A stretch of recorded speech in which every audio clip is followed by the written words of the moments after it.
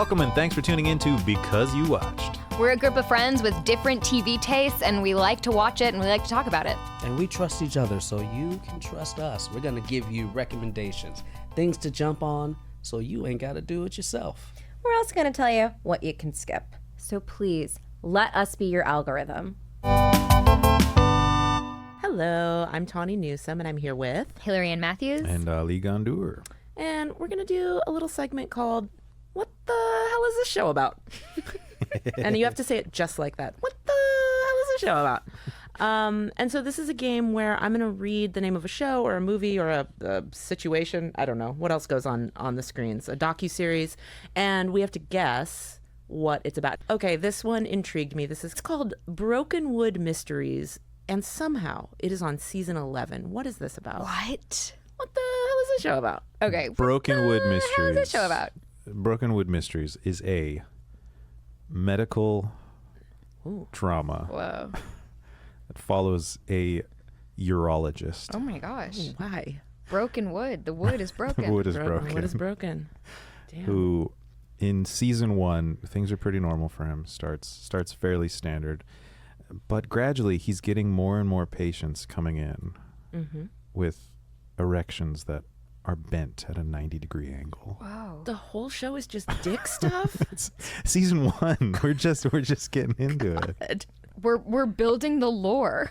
Yeah. This season 1 is all world building with the 90-degree penises. Okay. And Yikes.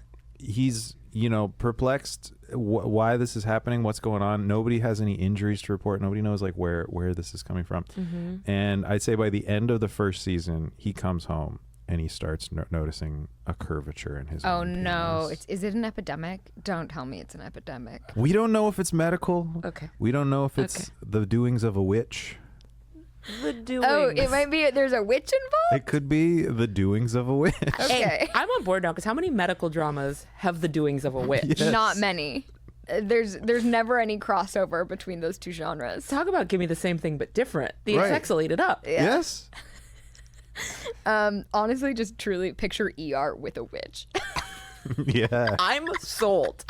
Like it It's would the be one. interesting. I mean, it's the one thing the pit is missing right now. Yeah, I think that it is a Hallmark Channel Oh. serialized kind of like when the heart calls from whence the heart calls or something, Yeah. starring formerly the artist formerly known as Lori Loughlin. Okay. Okay. And I think that it is like Agatha Christie, but also there's like it happens in a small pastoral town, and there's always something going on in the town. There's always little mysteries, and at the same time, there's a couple who it was a will they won't they for the entire first 2 seasons. Wow. Yeah. And then they finally got together, but then he got into an accident in season 3. I know. So he was in a coma for a really long time, but she stood by his side really faithfully the whole time she's solving mysteries. Right. And so it just keeps on going. By season 11 that we're on, they've got 2 children. One is adopted, one is biological, and the mysteries are still coming fast and loose. Incredible. The mysteries are coming fast and loose, but one of them's about to be solved, and that is what the hell this TV show is actually about. What the hell? John, would you please tell us what the hell this TV show is actually about? The least surprising answer. It's about a detective who solves mysteries in Broken Wood, New Zealand. Okay. Whoa. Okay. What network is it? Acorn. Oh, it's British. It's British. Detective who solves mysteries in Broken Wood, New Zealand. Hillary, you were so close. You just added like accoutrement of bonkersness around it that I like. Yeah, thank you. I can't believe that it's been on for 11 seasons. Congrats to the team on that one. I would have Honestly. never gone the penile route if I knew it was British. No, you would have gone the Willy route. It would have been Willy. Everything same pitch, but Willy. Next up on, what the hell is this show about? Bullet Train Explosion, premiering Wednesday, April 23rd. What are your pitches? What do you think this is? I'm gonna go real left field. Okay. I think it's about. I just think it's about like a child's toy store, and a woman's trying to manage all the things. Nice. She's trying to keep the lights on. Are the bullet trains children's line of children's toys? Unrelated. Got it. Just got it. unrelated. I think it's a Japanese show, and I think we've translated it poorly. Okay. To bring it to American audiences. It's I our see. fault. And so it's kind of a comedic, like maybe in Japanese, bullet train explosion is like a fun little phrase that means like everything's topsy-turvy. Yeah, it means like, oh wow, keep all the balls in the air. It's about like juggling or something, but we've made it sound like it's like Violent. Yeah, a Mission Impossible movie. Okay, cool. I love that. Ollie. I think that this show is about a competitive rock, paper, scissors player who has shifted his mindset, and the key to his success is by playing not rock, paper, scissor, but playing bullet train explosion. Wow. And this one mental shift has made him have the highest hit rate of anyone in the rock, paper, scissors universe. Well, here's what's crazy is that here's the actual logline. When panic erupts on a Tokyo-bound What? How did I do that? How could you have possibly known Japan was involved when Bullet Train is in the Listen, title? Okay. All right, when panic erupts at a Tokyo-bound bullet train that will explode if it slows below 100 kph, kilometers per hour, for us Americans out there, authorities race against time to save everyone on board. So what we have is speed. This is Yeah. speed, This is but with speed. a bullet train A instead bullet of train. a bus. Yeah. I love this. Yeah. Fun. Okay. Sweet. Next up on, what the hell is this show about? A Dog's Way Home. This is a sequel. It's one of these sequels where they don't have the IP, so they can't call it a real sequel. Got it. But this is a next movie in the Homeward Bound series. 100%. And this one is following, was it Chance? Chance. Was Chance voiced by Michael J. Fox? Yes. Was it Chance? Yeah. So this is one where we learn that Chance, while he was out on his journey, actually met another pack of dogs. Secret family? Secret Yeah, family. I thought, you were going to say he fathered a litter of puppies. Oh, I can go that route. Casey is about to go to college, and so this is now Chance's journey back home to the dog friends that he met along the way. Okay. I love that. I'm actually just going to piggyback on it. Great. Because I think I'm going to talk more about the world of how this came to be. Because, yeah, you mentioned not having the IP. I imagine that the producers of this new show started out in like a bitter war with the widow of the Homeward Bound estate. Yeah. Because they were like, we're going to reboot this. And she was like, I want millions. And they're like, no. So they're like, I know what we'll do. We'll just make up our own. She won't be able to touch us in court. Yeah. And now they've made something like just off IP, Yeah. but she's still going to try and sue him. Cool. And I hope she wins. Me too. And then I'll watch that docuseries about the trial. So here is what the real logline is for A Dog's Way Home. A devoted, homesick dog goes on a treacherous journey across the American heartland to be reunited with her owner. So you guys were both 100% correct. Yeah. Yeah. That's A Dog's Journey Homeward is basically what this movie basically what is. it Yeah. It's funny how it's like we have a lot of completely obscure titles where you're like, I have no idea what the show is about, and then this one is just straight down the barrel. It Just- can't be Yeah. about anything else. Yep. What does make me laugh in the logline is a devoted, homesick dog. Yes. There's something pretty funny about that. I think that it's that the idea of homesickness on it. It's like yeah, like sure, but what, like. Okay, yeah. I mean, what's the alternative? A dog that's just like, fuck those people. Yeah, I don't want yeah. to see them again. But it's also funny because I guess the word homesick, it does suggest you immediately are like, well, what is a not homesick dog? And it's just a dog who moved to Vegas and is happy there. Just A apathetic. devoted dog, completely comfortable on his own. Yeah. He's like, Cincinnati, I go back there a couple times a year, but really, my home is San Drops Diego in on now. his family on holidays. Yeah. Cool. Well, now we know. All right. So last one I came across. I don't have the log line, so I will ask someone to look it up. But what do we think Wolf Hall is all about? What the hell is Wolf Hall about? How are we spelling Hall in this one? Because your answer is dependent on that. Yeah, I mean, my brain immediately has something for Haul. Let's hear that. This is about a guy who has to move. The city's making him move. You know, it's one of these things where they're going to tear down his property to build a new mall or something like that. And he has no problem transporting his belongings. But what is he going to do with his 30 wolves? he realizes he might not be the only person who has this problem. And in getting all his wolves in the back of a moving, truck kind of storage unit, and getting them there safely, he realizes this could be a business for other people. So he starts Wolf Haul, the only wolf transporting service. The wolves aren't pulling the transport like a dog, like No, dog that's sleds. inhumane. Okay, Hillary. You're in sorry. a sleigh. No, that's not what's going on. This is not No. sled dogs. No. This is not ice dogs. This is Wolf This is Wolf Hall. Okay. We're Well, hauling the wolves. They're in the back of a hot truck, which isn't much oh my better. God. It's not much better, but that's a piece of it. Is he realizes, oh, I have to make this cozy for my wolves. Yeah, I think that it is about a boarding school for children, and every child gets one wolf. Ooh. I think that it was a concept that was created by the showrunner's wolf-loving 7-year-old child. And the showrunner was kind of desperate and was like, you know what, there might be something there, and pitched it. Yeah. And it is young adult. And it's really going well. People love it because it's just children learning, but everyone gets one wolf. And they're all at boarding school. I love that. And it seems like the wolves don't really create any problems. They're kind of just like, They're there. They're there. Sometimes They're sometimes they fight, sometimes they play, sometimes they're territorial, Great. They're wolves being wolves. They're going through their adolescence just like the children are. oh, so it's a parallel. Yeah, it's a parallel. Oh, I love it. Maybe okay, I'll pitch. Yeah. I haven't. Okay, Wolf Hall clearly is the story of a bunch of wolves that learn to play professional hockey.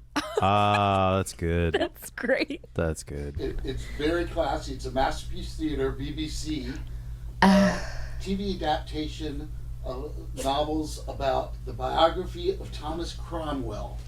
Now, Oh, twist. a statesman and lawyer who served as chief minister to King Henry VIII from 1534 to 1540. I know the Yeah. guys from 1520 to 1534 but you Right. and just- after 1540, but Yeah. not in between. It's just like a gap in my What did experience. this guy do to get a show made about him?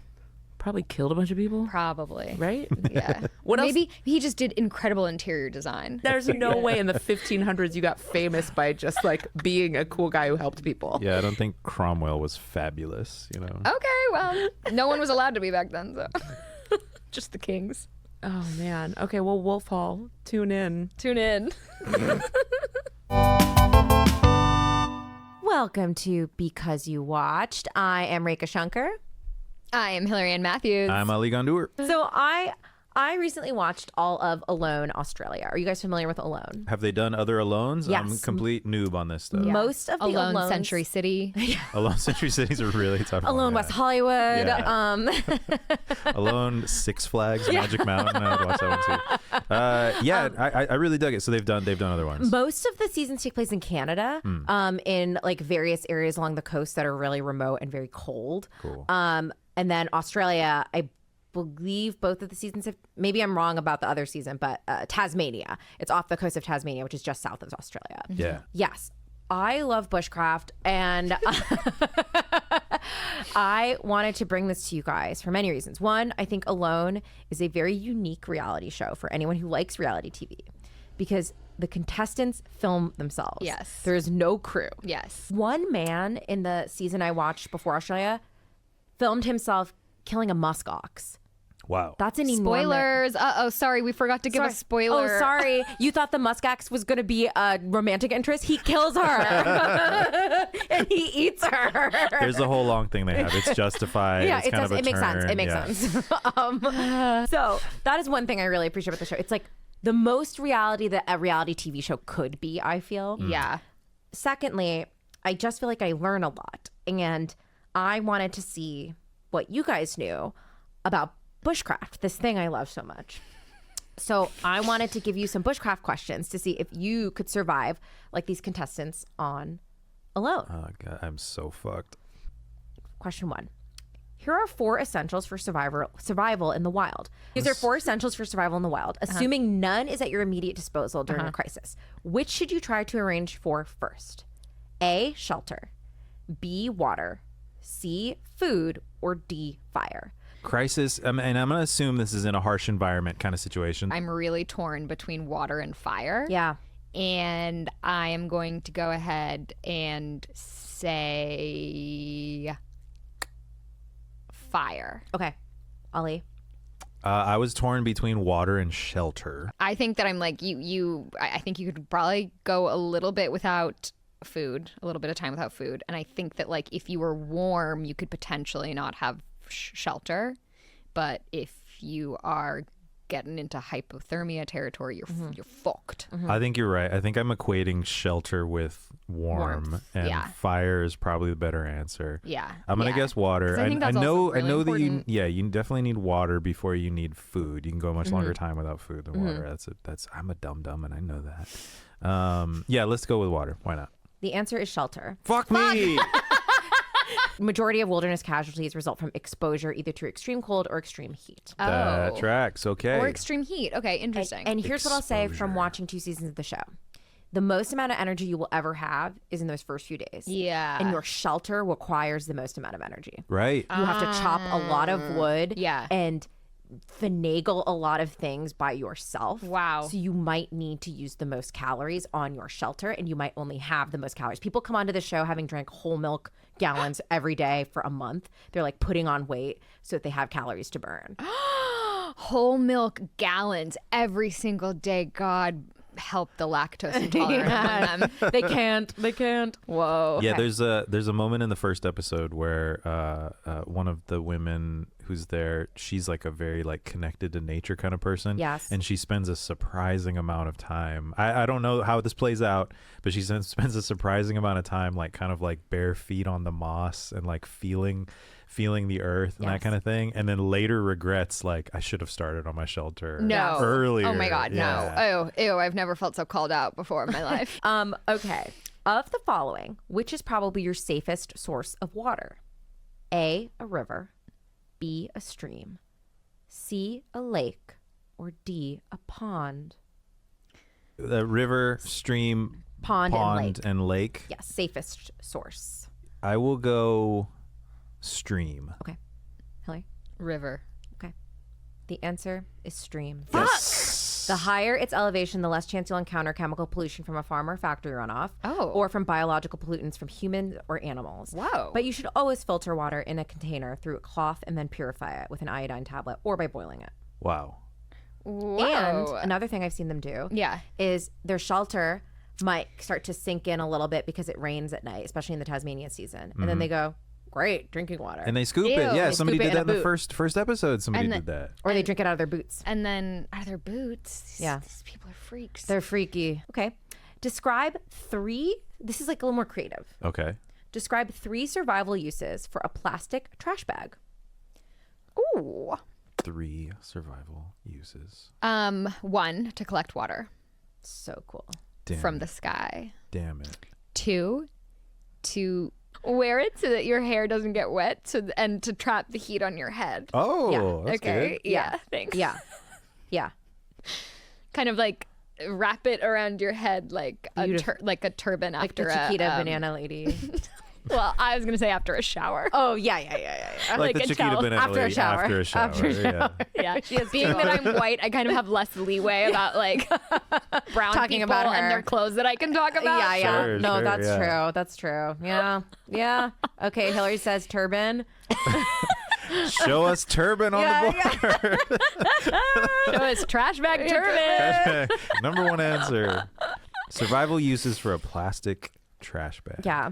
To take out a muskox. Yeah. That was I was gonna So you litter, you like do what we're not supposed to do to turtles, but you do it to the muskox. No, I'm kind of thinking like a mob style hit on the muskox. Got Yeah, it. it's You like come sneaking like a up, garrote. sneaking up behind it, Yes. putting it over its head. Garrote. Yeah. Muskox is going.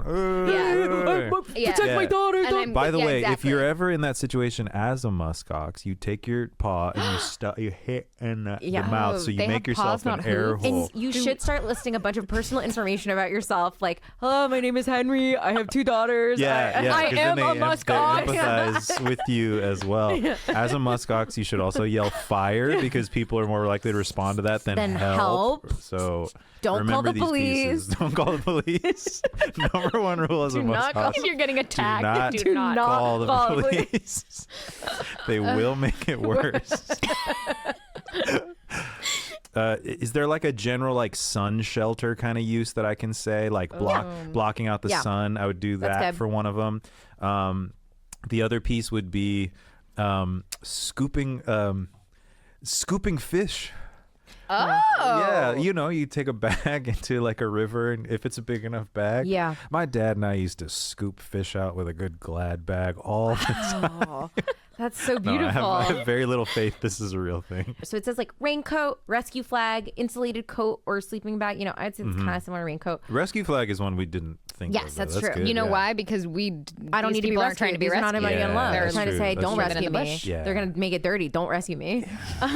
Rainwater catch, solar still, Okay. and probably a multitude of other things. Yeah. So I'm going to take all your answers. So Ellie, you're going to be on the board with 2, and Hillary, That's I great. think you have 1. Okay. Yeah. I have a second one. What? Sarong. Yeah, now you have 2. Thank you. Okay. Your next bushcraft question. Match the shelter to the phrase that best describes it. Okay. Hogan, debris, snow burrow, and lean-to. Those are all types of shelters. Okay. Hogan, debris, snow burrow, lean-to. Great. Now, the phrase that best describes these. Sturdy and cemented. Instant protection. Simple and versatile. Improvised and warm. Wow. Simple and versatile. Awesome. Why? Because a lean-to, it's like great. You find some big kind of flat piece of tree bark or a tree trunk that is felled itself, and you lean it up against another standing tree or a rock face, etc., etc. And so it is versatile because it can be constructed out of many things and be at many angles. That's incredible, Hillary. Damn. I've never heard of a lean-to until reading bushcraft.usa.com. Wow, cool. Very cool. So, snow burrow, your options are sturdy and cemented, instant protection, improvised and warm. Improvised and warm. And I know it feels like it shouldn't be because warm's in there and snow, but I think that's the point. If you're in snow, you got to find some warmth. What I've learned also about bushcraft, it's important, is you have to follow your heart. You're not own wrong self be because true. in the Tasmania season, a man moved his campground about 26 days in, and the amount of effort he exerted to move the whole thing, including the camera equipment, might have cost him the win. He tapped out. Oh God! Used up the rest of his whole milk calories. Yes. right. That's then and like there. Yeah. that's like us in LA if you have a rent control apartment. It's the same thing. Exactly. It's just not worth the effort It's sometimes not to worth find it. a new spot. You have too much caloric Burn deficit. too many calories and Yeah. you pay way more. Okay, so You are yeah. wrong. Oh. Oh, okay. The other thing about bushcraft is sometimes you have to change your heart. Yeah. You have to change direction. This is subjective. Okay. Instant protection seemed to be the answer here. Okay. Okay, so the Hogan? Yeah, Hogan. What is it? And then also permanent and sturdy or whatever that. That's what first. you want? Sturdy and cemented? Sturdy and cemented. And a Hogan? Yeah. You're correct. Wow. Okay. Should I look up a picture of a Hogan? Like Lincoln logs. This is Lincoln. Yeah. Okay, so then, Ollie, it's kind of silly, but I think I got this one. debris. Is it improvised and warm? Or I'm going to say improvised and warm. Okay. You are correct. You guys did so much better than I would on that bushcraft quiz. I feel mildly more equipped to live out in the wilderness. Me too, mildly. Yeah. I actually really learned a lot. This season, there was a man that tried so hard every single day. He was so dedicated. He made a kayak out of reeds, a Whoa. functioning kayak and functioning oars, because he was like, I'm not catching fish near the perimeter. I need a way to get to the center of the water. Wow. And he had a spool. 'Cause you're allowed to bring 10 items. Right. Okay. Oh, okay. But you so can't yeah, bring yeah. like you can't bring a net, but you can bring the cord to make a net. Interesting. And he did make a net. Okay. He made 2 live traps. This man was so dedicated, and he caught almost nothing the entire time. And every day he'd be like, I have to pivot. It was honestly so inspirational as a comedian. He's like, I have to pivot because I didn't get anything. I have to try again. I have to try again. He was one of the final 2, having caught almost nothing. He has 2 traps that he saw a live feed on, where an animal went into it and then just kind of jumped out of the way right as the trap was falling. Wow. So he's just missed getting all these animals. Meanwhile, there is an extremely happy, maybe the woman you were talking about, woman, who is smiling 95% of the time. She's like, I am not trying to fight nature or beat it. I just want to feel at home in nature. She has such a positive attitude. And this man is bashing his head against the wall Oh trying my to get God, anything to dude. work. Oh. And she is just very at one Wow. and at peace with nature. She's like, it's raining for 3 days in a row. I'm not going to expend calories to go look for food Yeah. because I'd be fighting nature. I need to just listen and like not move So at all. he's like That's so cool. industrializing, and she's a leaf upon the stream. And I was like, I'm doing comedy all wrong. She gets up. She hasn't eaten in like a day or something. And she goes to the bathroom in the middle of the night. And they always have like a night vision camera on outside their tent. And she's like, oh, I have to pee. And she goes, oh my God. With her bare hands, catches a whole wallaby No. on her way to No. pee. Whoa. No trap whatsoever. Meanwhile, 10 kilometers away, this man has every trap known to man and cannot catch a bug. This woman catches a wallaby with her hands. And then it's just like a mammal that then you have to like strangle. It's Unless you that have a part's gross. bag. Unless you have a Oh my bag. God. See, that's why the bag comes into play, because you The could just bag kind of over the help wallaby. it go quietly Go to into that. sleep. Those are the Go to parts I can't sleep. watch. Hi, everyone. I am Rekha Shankar. I'm Jacquis Neal. I'm Hillary Ann Matthews. And I'm Ali Ghandour. Guys, let's get into it. Let's jump in. Which streamer is doing it better in terms of the movies they're showing, guys? Because there's definitely some right answers and some wrong answers here. Always. Always. I'm going to say something obvious here. April on Apple TV, if you're looking to have a movie marathon, might be a half day. Oh. Might be a half day Damn. because you're saying not a lot. They're not a lot. Not a lot. They're not a lot. You know who has a lot of good movies coming out this month, though? Who? And normally we don't talk about them a lot, but I'm going to give them some flowers.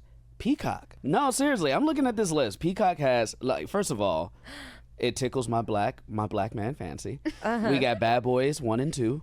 We got Dreamgirls. We got Blue Streak, which is a Martin Lawrence movie. Yeah.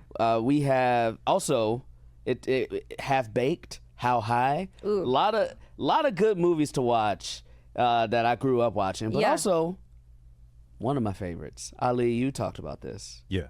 Face Off. Oh, Face Off Coming is to pay. incredible. I love Face Off. Face Off is absolutely incredible. Face Off is one of my favorite movies of all time. I've never seen it. I think Oh it's time my for gosh, us to... you have to see I have Face to. Off. I have to watch we it. take you Have you back. never seen it either? No, I haven't. I've heard him talk about please. it. We take you back. The year is 1997. That I 97. remember. Nick Cage and John Travolta, directed by John Woo. Yeah. Yeah. Who is an incredible action, guns and martial arts kind of director. A lot of doves in his stuff as well. Wow. Like a lot of shootouts and like beautiful birds flying in the background Wow. kind of thing. So this is Nicolas Cage and John Travolta switch faces. Yeah, that I knew. And so what you are seeing is an actor doing an impression of another actor throughout the entire film, which is an incredible genre. It's an incredible genre. It's the Freaky Fridays. Yes. It is the body It is swap. It's such the a body good swap. genre. It's so good. First of all, at the beginning of the movie, Nick Cage is in all his perfect Nick Cageism. I don't know Yeah. what Because you call you it. need to set up the stuff for John Travolta to imitate. But when John Travolta gets his hands on that character, it is fantastic. It is great. It It is is great. fantastic. So in the movie, Nick Cage is a bad person. And Castor Troy. Did I Castor remember Troy, that right? Castor And Troy. naming a villain sounds so fun. It was so fun. And he wasn't going to do the movie because he didn't want to play a villain. And then they explained to him, no, Nick, you'll actually be playing the hero for most of this film. For most of the movie. So in the beginning, he's playing Castor Troy, and you're right. He's a psychopath. He serves up so much just in the small chunk we see him of like, this is Nick Cage at his like biggest and most psycho. So John Travolta has a lot to play with for the rest of the film. And John Travolta's great. But so Nick Cage, John Travolta is a cop. And John Travolta catches Nick Cage, but there's a bomb like about to go off, and only Nick Cage's Castor Troy's brother, who's now in jail, knows shit about it. And the brother doesn't know that Castor Troy is supposedly dead or whatever.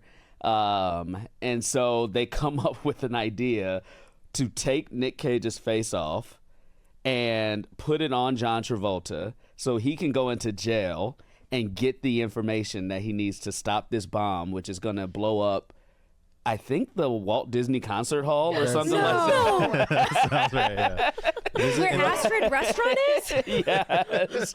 But in this process, Nick Cage wakes up like after his face is off and like finds out, and then put John Travolta face on. So now Castor Troy is like the lead cop of the LAPD as like a bad guy playing John Travolta. He wakes up from having his face removed.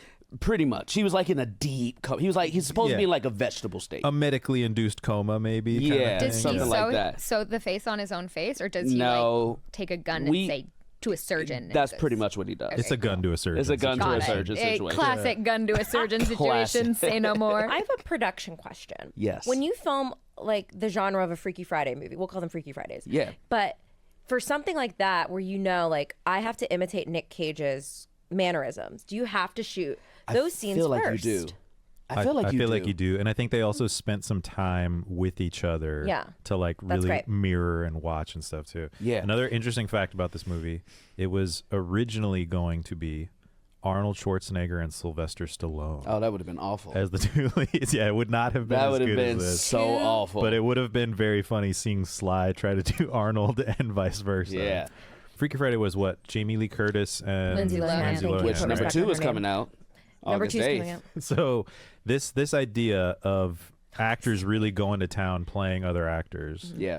What are some other films that we would like to see receive the face-off treatment of these types of pairs, where one person just gets to go for it playing someone else? I have, if you want to get started, I have one. Because I have one too. Bad Boys. Will Smith and Martin Lawrence Yes. getting to do impressions of each other, Which would be I think so would funny. be incredible. It would be so funny. Which is on Okay. Peacock this month, both of them. There we go. What about like a Rush Hour type? Oh, we got Jackie With doing Jackie Tucker. Chan. And then Doing you got to Chris make Chris Tucker. Tucker do all the martial arts. Yes. And Yes. Jackie Chan has to try to talk like Chris Tucker. Chris Tucker was on the flight logs. Am I allowed to talk about that? No. Was he? I don't I think know. Oh so. my God. Okay, anyway. I don't know. I will Sorry, say that's a separate segment And on are you who's on the flight logs. Are you talking about Epstein, or are you talking about Southwest? he was on Southwest He was on Flight the Logs. Southwest Flight Log. He's on the Southwest. Can I just also say, Rush Hour is probably one of the more racist movies of all time I know, that and black that- people and Asian people love. Here's what I'll love say. Just eat it up. We eat that shit up. It's right there on the nose. A lot of the comedy just relies on making fun of Asian people or making Yes. fun of black people, and they're Yeah. kind of going at each other. Yes. Some of the best bloopers in the game, I will say, like on those Rush the Hour buddy movies. comedy Yeah. aspect of it is so sweet. They work so well and Jackie together. Chan is just so his artistry is like he's so compelling Incredible. to watch. He's incredible. He's incredible. One of my favorite lines of all time that I use. I play basketball, or Yeah. if anybody ever overshoots me like with a throw or something, Yeah. it's from that movie. I was like, "Come on, man, I ain't Kareem Abdul-Jabbar." That is a very good Chris Tucker. really good Chris Holy Tucker, damn. crap! Jackie, what was his name? Lee. Oh, that sounds exactly like it. Have you seen The Fifth Element? I've 100% seen The Fifth Element. I love Chris What Tucker. was that casting call for his character? Oh my God. Space age freak talk show host, lunatic. Lunatic. Yeah. Can I give you a weird one? Yeah, please. Space Jam 3 with Michael Jordan and Okay. and LeBron James. Stop. Okay. And it makes sense that because it's Looney Tunes, so they would body swap, and Okay. Michael Jordan has to become LeBron James. Wait, Jacquis, I thought you were gonna say Bugs Bunny. No, like Bugs Bunny. We got to keep Bugs Bunny as Bugs Bunny. You don't want to see Michael Jordan? That not could be a terrific actor. That could be very funny. You know what? Again, commitment. It's like that's what you want to see. The mark of somebody who is given in entertainment is taking other ideas. That idea is much better than mine. No. Michael Jordan and Bugs Bunny swap. And LeBron and Daffy. And LeBron and Daffy, absolutely. Yes. I always am delighted with body swap movies. They're always fun. I love a body swap, and I love a I'm pretending to be somebody I'm not. It doesn't have to be a gender bend like a Tootsie, but I love a Tootsie. and I love a Mrs. Doubtfire. Oh, Mrs. Doubtfire. Mrs. Doubtfire is extremely funny. Love Mrs. Doubtfire. I see that on Hulu there is a Wes Anderson marathon. Oh. Here are the movies: Rushmore, Royal Tenenbaums, Fantastic Mr. Fox, No. The Life Aquatic with Steve Zissou, and The Darjeeling Limited. No. Are you watching or are you not? I'm not. We got 2 hard no's from Rekha on a couple of those. I want to hear it. I liked Rushmore. Yes. I like Royal Tenenbaums. Yes. Fantastic Mr. Fox. Right. I'll say it. Too quiet. Animated movie. Doesn't come with sound. Need more noise. Okay. Very quiet movie. Very subdued.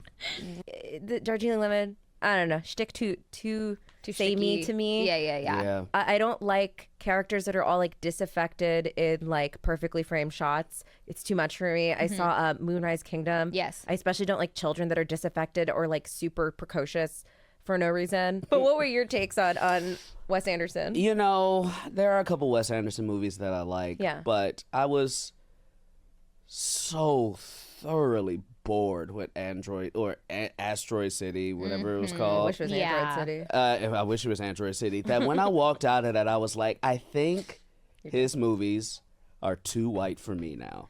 I think that's they are super fair. Too white for me. I love Frasier, and that might be true for me too. Yeah, and I'm just like, I don't know if I can do it anymore. And maybe a movie here and there, but a marathon of his movies feels like I am betraying my culture. Yeah. I feel like it would be going to kind of the touristy art museum in a city. However, he has some great. There are some movies that I love of his. Absolutely. I just don't need to watch them in succession. Totally. That'd be that'd be a pretty specific day. Welcome everyone to Because You Watched. My name is Ali Ghandour. I'm Hillary Ann Matthews. I'm Rekha Shankar. We all finished Adolescence. Yes. Congrats, Yay. y'all. Congratulations. This was a treat for me. This was I know that we have different feelings. What a freak. on What a psychotic response. Because to I that watched- show, even if you liked it. Because What a treat that I was. enjoyed I laughed the whole way through. critically acclaimed television. Some of the best stuff that I've seen. Some of the freshest, coolest stuff I've seen too. Yes. Honestly. Yeah. Adolescence is one of the best shows I have seen in a very long time. Yeah. And even my least favorite episode was probably a top tier episode of television. Which number was that for you? 4. Got it. Yeah. There's only 4, which is there's something. I think in this current era, there's also a like a secret appeal there, in that it feels digestible. Yeah. I think that's smart. I wonder if we're going to be seeing more of that kind of format. You where mean it's in like 4 episodes? Yeah, where it's just like, hey, it's a 3-episode limited series. Just dig in. You can feel like you completed it and you did the whole thing. And Yeah. capitalism will couch that in we're trying to make things more digestible. We're trying to really focus on the art. It could also be they don't want to pay for more. 100% that. It could be either. Isn't British television, as Rekha was saying, always on that tip? Terminally short. Yeah. Terminally short. It's never going to not be short. It's Make-A-Wish short. Yes. Okay. Each of those episodes is getting a visit from John Cena or whatever. They are always ending. Yeah. That being said, love a good 24 series. This is also coming from somebody who's watched a fuck ton of anime, which can be notoriously long too. Yes. That is also what I like about tucking myself into a warm bath of Housewives, is that I'm just like, this is literally ceaseless. This goes on forever and ever and ever and ever and ever.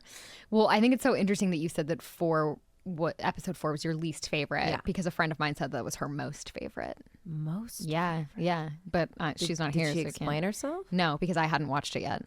I think she maybe said it was like the most grounded or something. Episode 4, I had a sense when I was watching it, especially their upstairs bedroom conversation with parents, where I was like, it's been a long time since I've had that feeling watching TV where I'm like, I feel lucky to be here. Like, I'm not supposed to be seeing this. It felt so inside. It felt like the story content that we've already covered is stuff that it's like, yes, that is what we would as an audience learn about. That is what we would cover. The conversation between the parents, I was like, this is an angle on the entire thing that I feel like it's a extra treat that we even get to explore this. Yeah, it is cool. I really appreciated the quality that you're describing, and it felt very real to me, the bedroom scene, and also on the whole the scene, the very same bedroom scene and the daughter coming in and out somehow felt play-like to me in a way that I became aware of, which took me out of it. I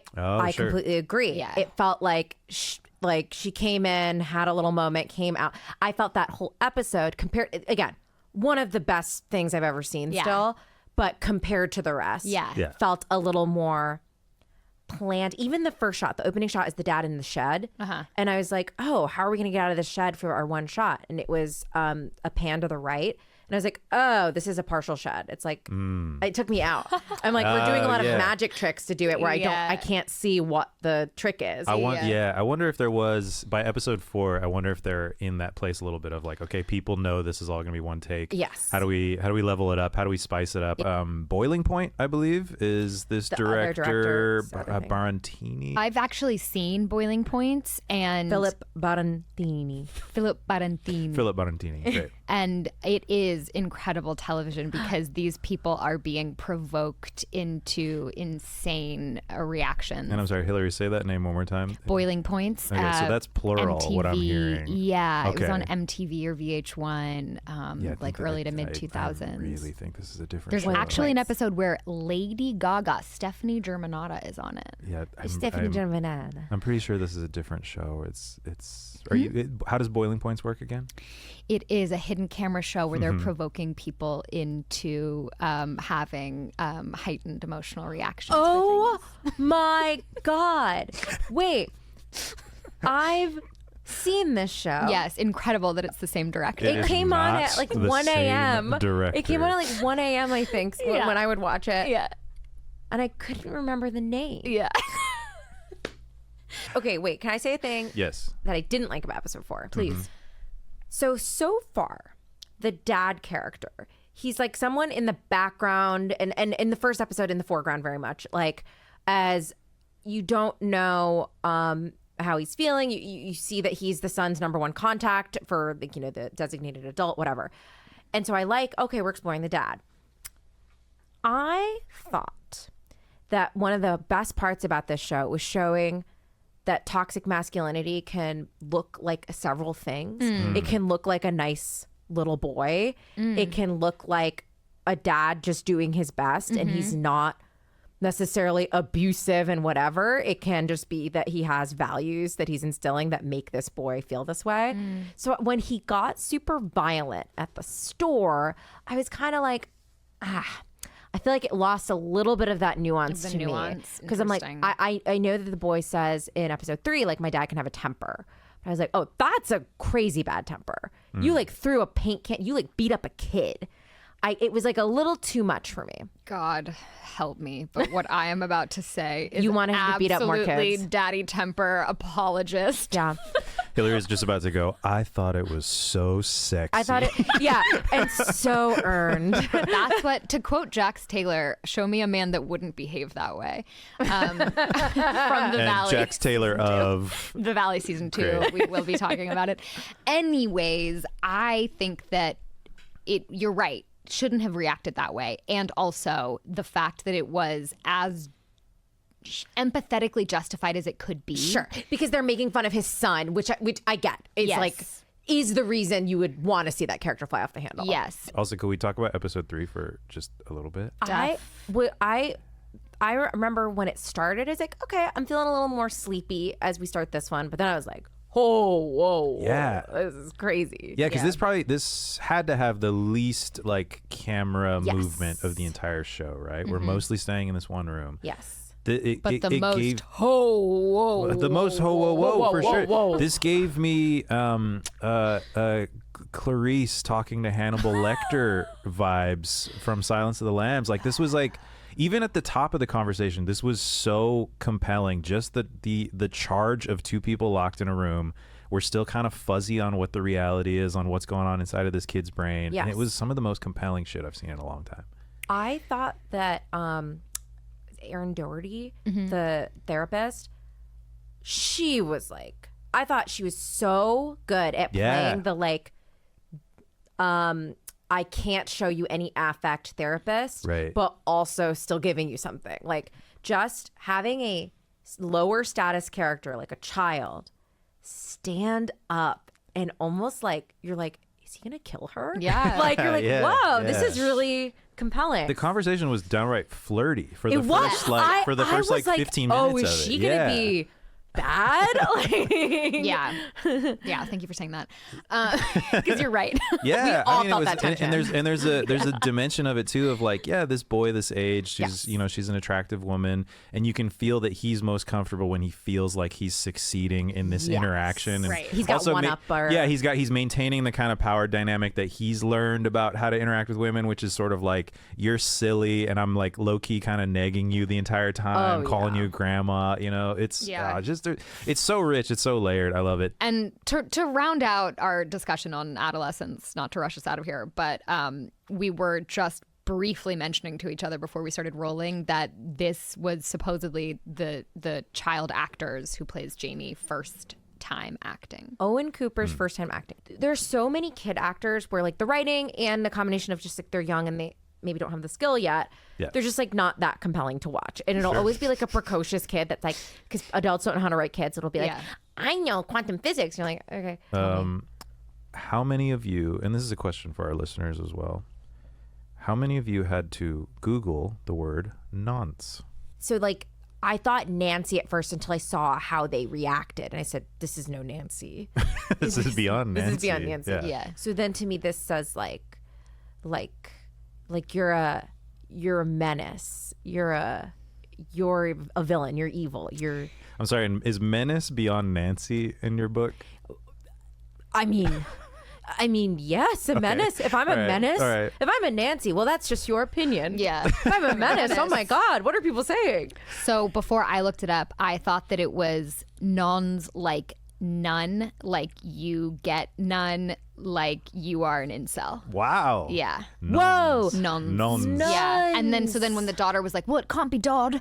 It's not Dodd, obviously, because I was like, right, Well, he he has had two children, sex. so he has had sex. So it's, and I was like, that's why that was the discourse with Jamie and the Instagram posts. Oh yes. What did you think? I thought it was your run-of-the-mill homophobic slur, Yes. I would say, So like something like that. Like Nancy. Yeah. That is okay. Okay, now I see what your question is. About Nancy and Menace. Oh, okay. I was gonna guess something. Is it a pedophile? Yeah, it's like Yeah. it's like a specific UK slang. I was gonna guess Literally something like the that felt- penal code or sex something. offender. Yeah. but it felt incongruous. But then I guess that makes sense with the daughter's reaction. She was like, who's the pedophile? who's the pedophile? She was great, by the way, that daughter. She's great. So yeah. good. Also, it felt like one of those of like where the person isn't actually the actor. You're just kind of like, hey, would you come in and do this for a second? Yeah. She's like, what? Yeah. whatever, You're an older you sister, know? right? It shows. Yeah. Went Okay, to can a you- Zara and just kind of Yeah, but also drug her by like, the wrist. So lived in. Also had some like fucking incredible subtle moments. Thanks for tuning in to Because You Watch. We are here every Monday with a new episode. If you like what you hear, you can rate, subscribe, review. You can write to us. You can tell your friends. You can tell your mom if she's cool like that. Tell everybody to come listen to us tell you what to watch. Do all this stuff. Leave us little emojis in the comments. We actually like that.